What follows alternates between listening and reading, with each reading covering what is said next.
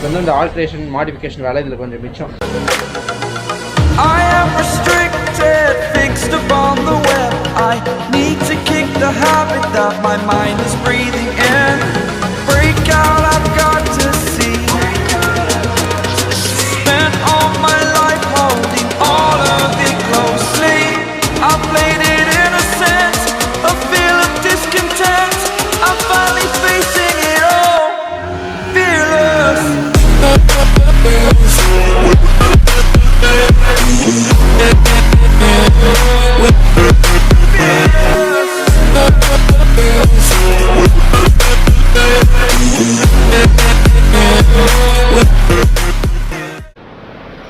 Hello folks, it's your boy Ben's Gold here. Monday, Tuesday ஏதோ ஒரு டே எல்லாமே நல்லா தான் தெரியும். ஸோ இன்றைக்கி என்னடா திருப்பியும் கரேஜில் வந்திருக்கேன்னா, yes, what you're thinking is right. நம்மளோட இந்த சீரீஸ், இந்த ப்ராஜெக்ட் போல்ட் அப்படின்ற அந்த சீரீஸோட எபிசோட் 2, அதாவது செகண்ட் வீடியோ தான் இது, ஓகேங்களா. ஸோ ஃபர்ஸ்ட் வீடியோ பார்க்கலாம் வந்து அதை போய் பாருங்கள். இந்த பிளேலிஸ்ட்டில் தான் இருக்கும். ஸோ இந்த பிளேலிஸ்ட்டோட லிங்க்கும் கீழே கொடுக்குறேன், அண்ட் இந்த ஐ பட்டனில் இங்கே வரும். ஸோ அதுவும் வந்து போய் செக் பண்ணிப்பாங்க ஃபஸ்ட்டு வீடியோ. ஸோ எதுக்கு இந்த சீரீஸ்க்கு பேர் வந்து ப்ராஜெக்ட் போல்ட் அப்படின்ற மாதிரி வச்சேன்னா, என்னோட நேமுக்கு பின்னாடி பார்த்தீங்கன்னா பென்ஸ் போல்ட்ன்றதுக்கு இதில் வந்து போல்ட்னா என்னென்னு நிறைய பேர் யோசிச்சுட்டு இருப்பீங்க. ஸோ போல்ட்னு தான் பைக்கோட நேம். ஸோ அதனால தான் இந்த இதை வந்து பார்த்தீங்கன்னா ப்ராஜெக்ட் போல்ட் அப்படின்னே வச்சுட்டேன். சின்ன சீரியஸாக போட்டுடலாமே, சரி ஒரே வீடியோ எல்லாத்தையும் எக்ஸ்பிளைன் பண்ணுறது ரொம்ப கஷ்டம். ஸோ எல்லாத்தையுமே கவரும் பண்ண முடியாது, அதனால ஒரு சீரியஸாக போடலாம், ஒரு கண்டினியூஸ் ப்ராசஸாக நீங்களும் லைக் இந்த ப்ராக்ரஸை வந்து ஃபாலோ அப் பண்ணிட்டே வரலாம்ல. ஸோ நீங்களும் வந்து என் கூட இந்த ப்ராக்ரஸையும் பார்க்கலாம். ஸோ என்னென்ன பண்ணுறேன் என்ன ஏதுன்றது கூட உங்களுக்கு நான் சொல்லவும் முடியும், அது ஒரு விஷயம். இந்த வீடியோ வந்து லைக் ஃபர்ஸ்ட் வீடியோவில் போன வீடியோ வந்து சொல்லியிருப்பேன், இந்த மாதிரி டேங்க் வந்து டிங்கரிங் ஒர்க் ஷாப் கொண்டு போகிறோம், ஆல்ட்ரேஷன் பண்ண போகிறேன் அப்படின்ற மாதிரி சொல்லியிருந்தேன். ஸோ அதில் என்னென்னு பார்த்தீங்கன்னா, கொண்டு போய் கொடுத்ததில் வந்து டேங்க் வந்து இருந்துச்சு. அவங்க கொண்டு போய் கொடுத்துட்டு அப்புறம் கொஞ்சம் கன்ஃபியூஷன்ஸ்லாம் ஆச்சு நிறையாவே. லைக் வந்து ஃபஸ்ட்டு என்னோடய டேங்க் கொண்டு போய் கொடுத்துட்டு சரி ஒரு தாட் வந்துச்சு, சரி RD350 அதில் சொல்லியிருப்பேன், RD350 ஒரு டேங்க் வந்து போடலாம், ஒரு ஐடியா இருக்குது அப்படின்னு சொல்லிட்டு. ஸோ அதுக்கு தனியாக வந்து ஃப்ளோட் இதெல்லாம் வாங்கி கொடுக்கணும்னு ஒரு ஐடியா இருந்துச்சு. சரி அதை போயிட்டு என்னோடய டேங்க் திருப்பி எடுத்துகிட்டு வந்துட்டோம். சரி திருப்பி போய் கொடுக்கலான்னு சொல்லி போய் பார்த்தப்போ, சரி போய் கொடுக்கலாம், யோசிக்கலாம் அப்படின்ற மாதிரி ஒரு ஐடியா இருந்துச்சு. திருப்பி கொடுத்துட்டு வந்தேன். இல்லை திருப்பி வந்து நான் RD350 ஒரு டேங்க் வந்து ஒன்று சோர்ஸ் பண்ணிட்டு வந்து கொடுக்குறேன் அப்படின்னு மாதிரி சொன்னேன். லைக் அதுக்கப்புறம் நான் போவே இல்லை, அப்படியே விட்டுட்டு அந்த ஐடியா அப்படி பிளாங்காக அப்படி விட்டுட்டு மறந்துட்டேன் வேறு. ஸோ அதுக்கப்புறம் வந்து நம்ம மெக்கானிக்கை வந்து ஒரு டேங்க் வந்து சோர்ஸ் பண்ணி கொடுத்தாங்க. ஏன் டேங்க்னு பார்த்தீங்கன்னா, நம்ம 134 டேங்க் இல்லை, RD350 டேங்க். ஸோ இந்த டேங்க்கில் வந்து ஆல்ட்ரேஷன்ஸ் எதுவுமே என் பின்னாடி தான் இருக்குது. ஸோ அதுதான். ஸோ இதில் வந்து எந்த ஆல்ட்ரேஷன்ஸ் எந்த மாடிஃபிகேஷனும் பண்ண வேணாம். ஏன்னா இந்த டேங்க் வச்சுருந்தவர் பார்த்திங்கன்னா ஆல்ரெடி அவரோட பைக்குக்கு நான் லாஸ்ட் வீடியோ சொல்லியிருப்பேன், ஃபியூல் மீட்டர் மாட்ட போகிறோன்றது. ஃபியூல் மீட்டரோட அந்த கேஜ், அந்த ஃப்ளோட் வந்து இதில் ஆல்ரெடி மாட்டி வச்சுருக்காங்க. ஸோ எனக்கு வந்து இந்த ஆல்ட்ரேஷன் மாடிஃபிகேஷன் வேலை இதில் கொஞ்சம் மிச்சம். ஸோ அதுதான். அண்ட் ஆல்சோ இன்னொரு விஷயம் வந்து கெப்பாசிட்டி அதிகம். நம்ம வண்டி வந்து 10.5 10 லிட்டர் தான் டேங்க் கெப்பாசிட்டி, இது வந்து 14 லிட்டர். ஒரு எக்ஸ்ட்ரா ஒரு 5 லிட்டர் கிடைக்குன்னு வச்சுக்கோங்களேன். ஏன்னா கன்ஸ்ட்ரக்ட் த மைலேஜ், ஏன்னா நம்ம வண்டியோட மைலேஜ்லாம் ரொம்ப கம்மி தான். என் வண்டி இப்போவே வந்து ஒரு செமி போர்ட்டட் வண்டி தான். ஸோ அதனால் வந்து மைலேஜே 20-22 தான் மேக்ஸிமமே தரும், 20 தான் மேக்ஸ்னே வச்சுக்கோங்களேன். ஸோ அதனால் 20 கிலோமீட்டர் மைலேஜ் கிடைக்கிற வண்டி வந்து 10 லிட்டர் டேங்க் கெப்பாசிட்டி வச்சு பத்தாது, ரேஞ்சும் பத்தாது, மேக்ஸிமம் 200 கிலோமீட்டர்ஸ் போகும். ஸோ ஒரு 15 லிட்டர்னா இன்னும் கொஞ்சம் எக்ஸ்ட்ரா ரேஞ்ச் கிடைக்குமேன்றதுக்காக தான் இந்த ஒரு மாடு வந்து சின்னதாக பண்ணுறேன். ஸோ இதில் வந்து ஃப்ளோட் அடியில் இருக்குது, உங்களுக்கு டேங்க் அப்படி திருப்பி காட்டுறேன். ஸோ இதுதான் தெரியுதுன்னு தெரில, இதுதான் அந்த ஃப்ளோட், ஓகேங்களா. இது வந்து 2 நாசில், ஐ மீன் வந்து யூனியன், பெட்ரோல் யூனியன்.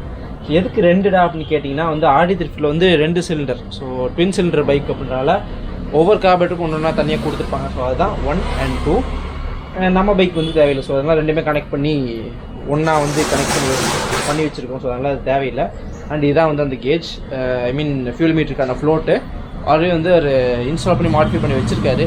அண்ட் இது வந்து ஒரு நல்ல ப்ரைஸ் கிடச்சிது. ஏன்னா நான் வந்து வேறு ஒரு RD350 டேங்க் ஸ்டாக் டேங்காக வாங்கி அப்புறம் இதை வந்து இந்த ஃப்ளோட்காக சோர்ஸ் பண்ணி, ஏன்னா ஃப்ளோட் கிடைக்கிறதே ரொம்ப கஷ்டம். ஏன்னா வேறு பைக்லேருந்து ஃப்ளோட்டையும் அந்த பெட்டையும் வந்து லைக் கட் பண்ணி எடுக்கணும்.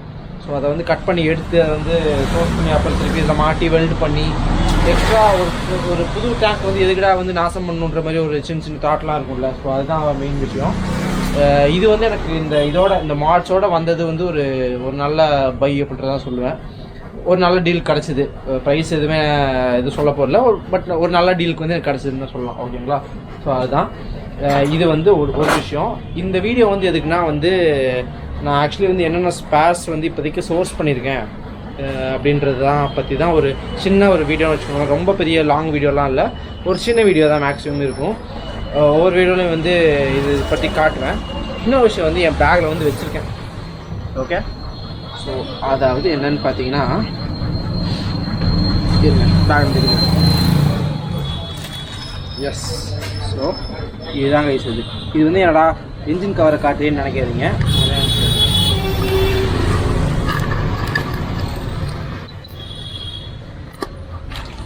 ஸோ இது வந்து என்ஜின் கவர் தான், அதாவது right side.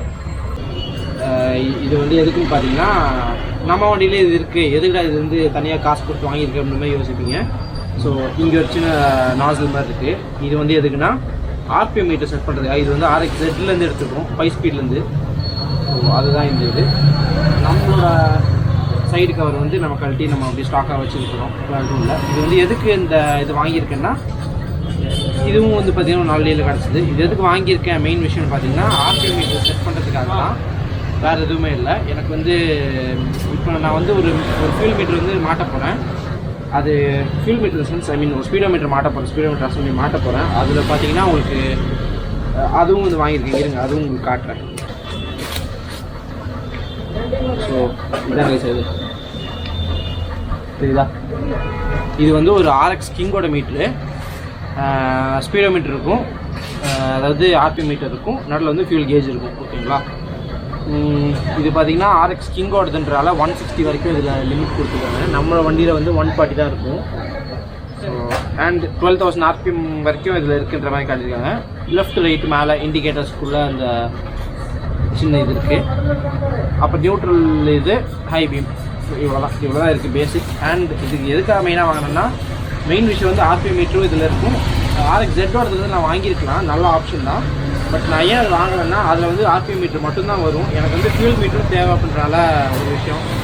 As you all know, இதுக்கு முன்னாடி வந்து நான் 4 ஸ்ட்ரோக்ஸ் தான் ஓட்டிகிட்டு இருந்தேன். இப்போ தான் வந்து ஒரு 1 இயர் ஆச்சு நான் 2 ஸ்ட்ரோக்ஸ்குள்ளே வந்து.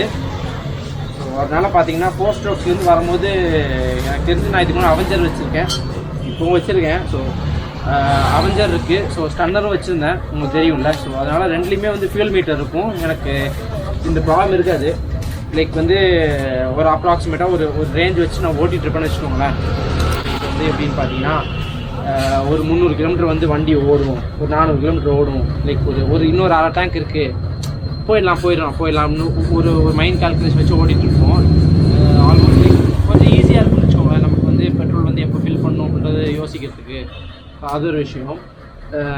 அது வந்து நம்ம 2 ஸ்ட்ரோக்ஸில் RXல மோஸ்ட்லி இருக்காது. அதனால் வந்து ஃபியூல் மீட்டருக்காக தான் இந்த மீட்டர் வாங்கினேன். இதில் ஃபியூல் மீட்டர் இருக்கும் அண்ட் ஆர்பிஎம் மீட்டரும் சேர்த்தே வந்துடும். ஸோ அதுதான் இந்த மீட்டரோட ஒரு அட்வான்டேஜ். அதுக்காக தான் இந்த சைடு கவர். ஓகேங்களா? ஏன்னா நம்மளோட சைடு கவரில் வந்து இது பண்ண முடியாது. ஸோ அதனால் இது வந்து RXZோட எடுத்துருப்போம். ஓகேங்களா? இதுதான் இது. அந்த இன்னொரு விஷயம் பார்த்தீங்கன்னா, எனக்கு பின்னாடி இருக்குது எடுத்துக்கிறேன். ஸோ இதெல்லாம் நல்லா புதுசாக இருக்குன்னு யோசிக்காதீங்க. இதுவும் ஒரு பார்ட் தான். நம்மளோட ப்ராஜெக்ட் போல்ட்டில் இதுவும் ஒரு பார்ட் தான்.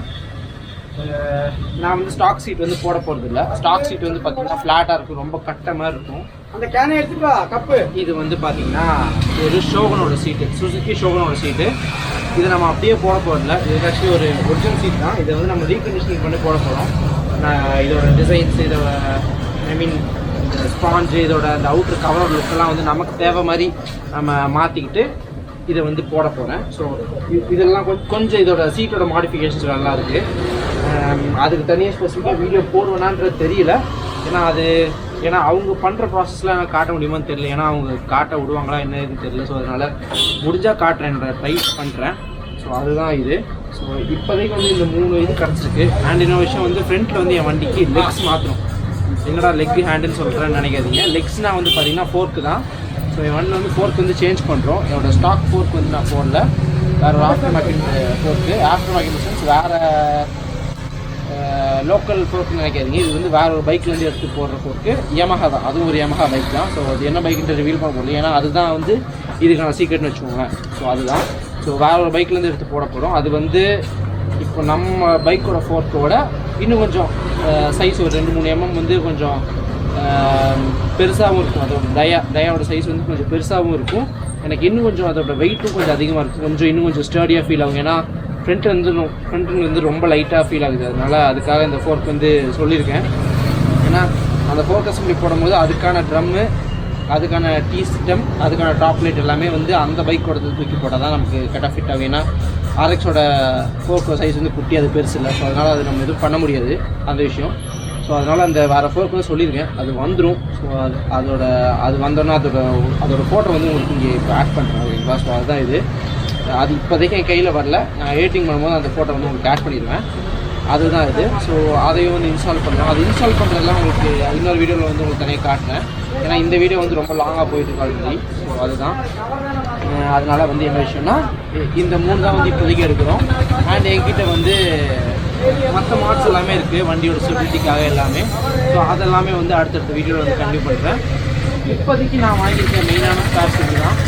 வேறு ஸ்பேர்ஸ் வந்து மெக்கானிக்கல் ஸ்பேர்ஸ் எதுவுமே இல்லை. ஸோ மாடிஃபை பண்ணுற மாதிரி உள்ள ஆஃப்டர் மார்க்கெட் ஸ்பேர்ஸ்லாம் தான் இருக்குது. அதெல்லாம் வந்து இன்னொரு வீடியோவில் அதெல்லாம் வந்து பார்த்திங்கன்னா டிங்கரிங் மாடிஃபிகேஷன்ஸ் அப்படின்னு சொல்லிட்டு அது ஒரு தனியாக ஒரு வீடியோவில் வந்து நான் உங்களுக்கு போட்டு எக்ஸ்பிளைன் பண்ணுறேன். ஸோ இந்த வீடியோவில் தான் இன்னொரு வீடியோவில் சந்திக்கிறேன். அண்ட் இந்த சீரீஸ் வந்து இந்த பிளேலிஸ்ட்டை வந்து சேவ் பண்ணி வச்சுக்கோங்க. இந்த சீரீஸ் வந்து இந்த சீரீஸ் வந்து இதோட முடிஞ்சிடாது. நிறைய வீடியோஸ் வந்து இன்னும் பாக்கி இருக்குது. ப்ராஜெக்ட் போல்ட் அப்படின்ற அந்த இதை வந்து நம்ம சீக்கிரமாக ரிவீல் பண்ண போகிறோம். ஸோ அதுக்கான டைம் வந்து இன்னும் சீக்கிரமாக இருக்கும். எனக்கு தெரிஞ்சு மேக்ஸிமம் ஒரு 1 month-குள்ளே மோஸ்ட்லி ரிவீல் பண்ணிடுவோம்னு நினைக்கிறேன். ஸோ அதுதான். நான் எதையுமே வந்து ரொம்ப இப்போதைக்கு சஸ்பென்ஸ் போட்டு பிரேக் பண்ண விரும்பலை. நீங்கள் அந்த ஃப்ளோவோட பாருங்கள். ஓகே, ஸோ இன்னொரு வீடியோவில் சந்திக்கிறேன். அதுக்கும் அவே ஃப்ரம் பென்ஸ்போர்ட். பை.